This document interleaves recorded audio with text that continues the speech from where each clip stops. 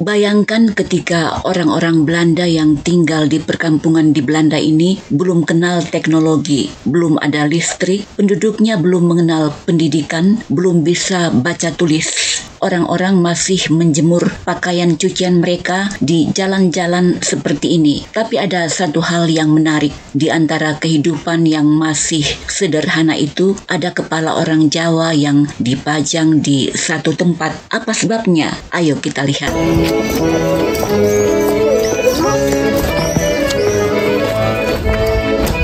Halo teman-teman, welcome to my channel.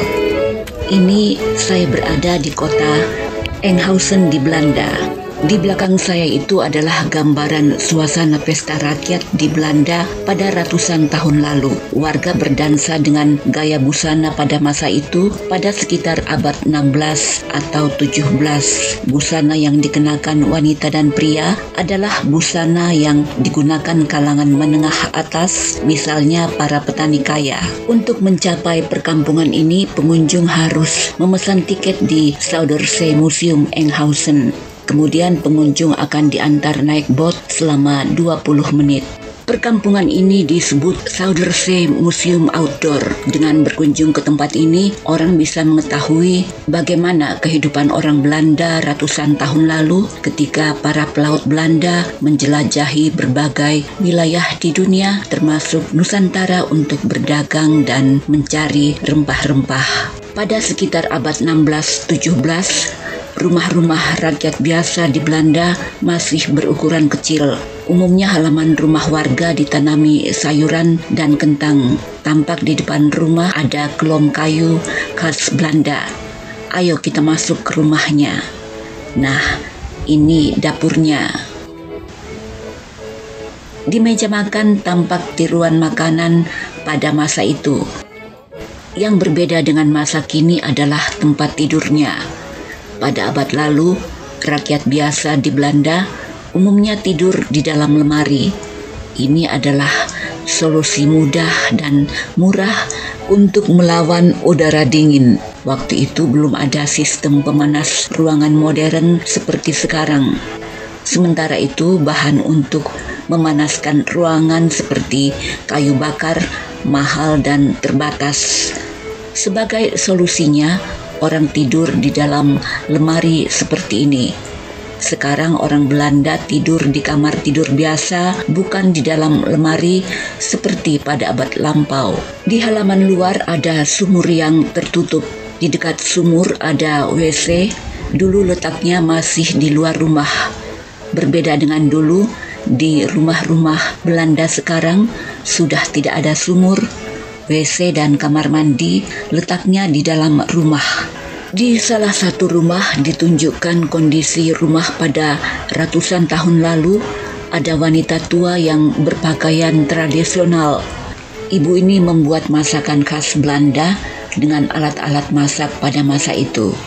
Terlihat kumuhnya dapur rakyat jelata pada ratusan tahun lalu yang sangat berbeda dengan dapur orang Belanda pada masa kini. Tampak beberapa perabot tua dengan lampu semprong di dinding. Pada waktu itu belum ada listrik, orang masih memakai lampu semprong yang diisi minyak. Juga belum ada perusahaan air minum. Untuk memperoleh air, selain dari sumur, juga orang memanfaatkan air hujan yang ditampung dengan cara ini. Dengan talang air di atap, air tercurah ke dalam tong air. Saya memasuki rumah tua lainnya. Di depan rumah, seorang wanita Belanda berpakaian tradisional membersihkan ikan makarel. Ikan itu akan digoreng. Nah, saya masuk ke dalam rumah ingin melihat bagaimana ibu itu menggoreng ikan. Ia menggunakan kompor jadul yang digunakan pada masa lalu. Kompornya diisi minyak tanah. Sekarang boleh dikatakan sudah tidak ada lagi orang Belanda yang menggunakan kompor seperti ini. Biasanya ikan dilumuri jeruk nipis sebelum diolah, tapi ikan ini dilumuri garam dan merica sebelum digoreng. Lalu ke dalam ikan itu diselipkan daun mahi yang baunya mirip daun seledri dan peterseli. Ikan itu digoreng dengan menggunakan butter. Ja, det kan man even. Oh, nou. Ja, ja. Dat heet lummert in de voortuin, magieplantjes. Oh, ja? Ja.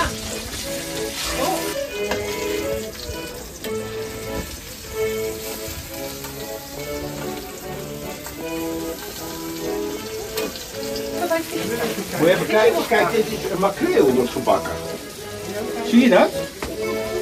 Nou, ga jij maar kijken. Lekker hè, wat een mooi mannetje. Pada ratusan tahun lalu, orang Belanda masih membuat berbagai peralatan secara manual, belum memakai teknologi mesin seperti sekarang. Pekerjaan pertukangan menjadi salah satu mata pencaharian utama.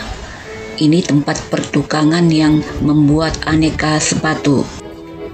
Selain pertukangan, pertanian, nelayan, waktu itu rakyat Belanda juga hidup dari peternakan.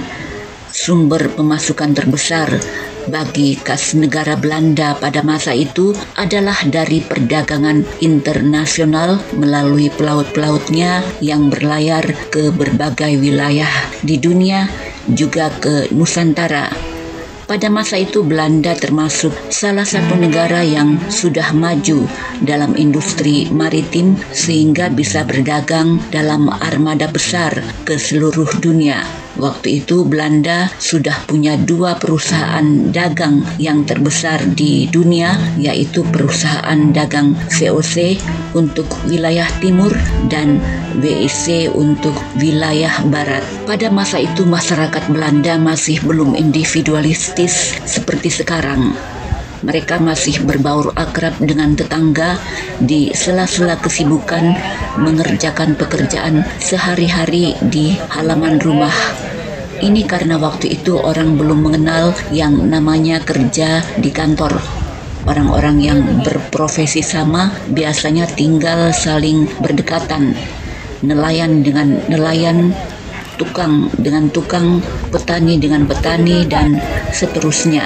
Kalau cuaca cerah, mereka bersama-sama menikmati hangatnya sinar matahari sambil minum dan makan bersama.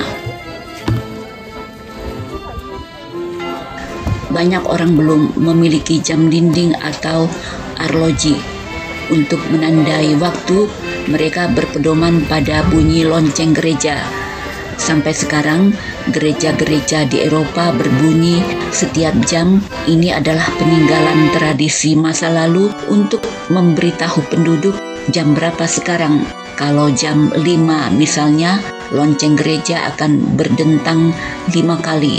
Nah, ini gereja Protestan di kampung ini. Dulu orang Belanda masih religius.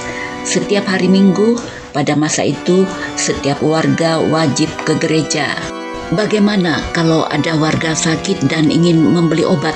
Jangan bayangkan apotik pada masa itu sama dengan apotik seperti sekarang. Pada abad itu belum banyak orang yang bisa membaca. Yang buta huruf bukan hanya rakyat jelata, kaum bangsawan, juga masih banyak yang buta huruf. Sekarang ini kalau orang sakit dan ingin membeli obat, orang bisa menandai tempat penjualan obat dengan membaca di depan bangunan ada tulisan apotik. Ini berbeda dengan dulu. Orang belum bisa membaca, sehingga cara mereka menandai penjual obat adalah dengan melihat pajangan besar patung kepala laki-laki dengan mulut menganga di depan bangunan. Lihat, di sini ditunjukkan aneka patung kepala dengan mulut menganga yang dipajang di apotik ratusan tahun lalu ketika sebagian besar penduduk masih buta huruf. Patung kepala pria itu umumnya bercirikan asal mereka, yaitu dari timur, memakai sorban, atau bahkan memakai ikat kepala seperti patung kepala pria Jawa ini. Mengapa umumnya mereka digambarkan dari timur? Karena dari wilayah itu, dari Asia, misalnya Jawa dan Turki, terkenal dengan pengobatannya yang menggunakan rempah-rempah. Dalam masyarakat yang masih buta huruf, patung kepala beridentitas timur ini memudahkan warga untuk mengasosiasikan, oh, tempat ini menjual rempah-rempah untuk mengobati penyakit. Lalu mengapa semua patung kepala di tempat penjualan obat ditampilkan dengan mulut menganga? Ya, karena mulut menganga itu identik dengan pasien. Pada masa itu kalau pasien ke dokter atau tabib, maka pasien diminta membuka mulut. Kata dokter, coba bilang, "Ah." Dengan begitu, dokter akan bisa menentukan diagnosa, diantaranya dengan cara memeriksa kondisi lidah atau hembusan nafas pasien.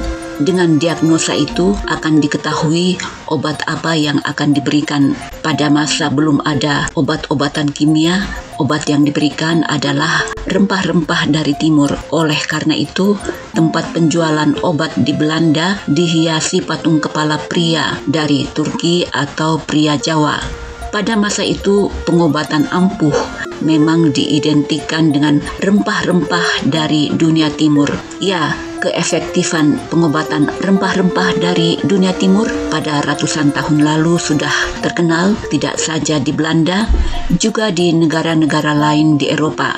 Terima kasih sudah nonton video ini. Sampai jumpa di video selanjutnya.